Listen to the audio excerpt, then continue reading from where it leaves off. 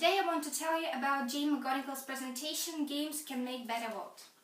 So, Jane's goal for the next decade is to try to make it easier to say the word in real life as it is easier to say the word in online games. Right now, we spend 3 billion hours a week playing online games, but she believes that if we want to survive on this planet, we need to play 21 billion hours a week by the end of the next decade. The experiment carried field Toledano showed the typical gamer emotion, an epic win emotion. This is the emotion that we need to see on the million of epics of problem solvers all over the world. But the problem that a lot of gamers have is that they feel they are not good at reality as they are in games.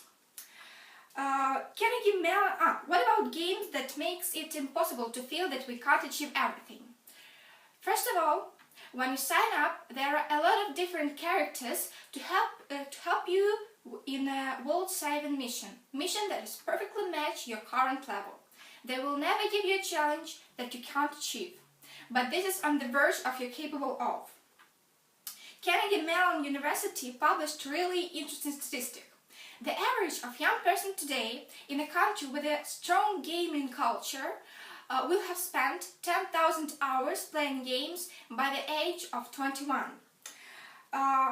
Marco Gladwell's theory of success is based on his great cognitive science research that if we can master 10,000 hours of a full study of anything by the age of 21, we will be virtuosos in it.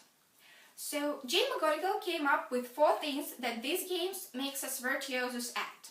The first thing is urgent optimism, the desire to act immediately to tackle an obstacles with the belief that we have responsible hope of success. Secondly is strong social relationships, blissful productivity, and finally epic meaning. Gamers always believe that epic win is possible. Gamers don't sit around. Gamers are super empowered, hopeful individuals. They believe that they are individually capable of changing the world, but they think they are capable of changing only gaming world, but not a real. According to Edward Costronova, people invest so much time, energy and money on online worlds because gamers can have stronger relationships in games than they have in real life. They get better feedback and feel more rewarded in games than they do in real life. And that's why we should make real world more like a game. So let's take inspiration that happened 2,500 years ago.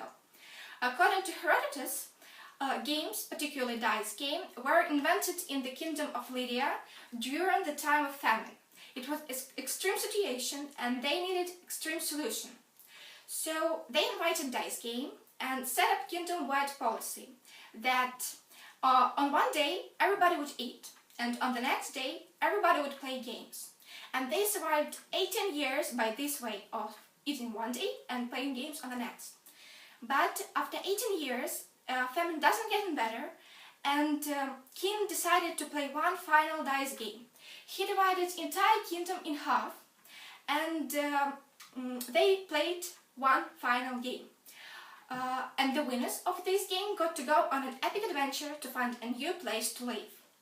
Now, we want to imagine the best case scenario outcome, and then we want to improve people to make this outcome reality. And we want to imagine epic wins and then giving people to improve that epic wins reality. So what do you think would happen next? We have all these amazing gamers, amazing superpowers, blissful productivity, urgent optimism, the desire of epic meaning, weaving a tight social fabric. I know 2 things for sure, that we can play any games we want and we can make any future we want. This is the idea we're spreading. Молодец.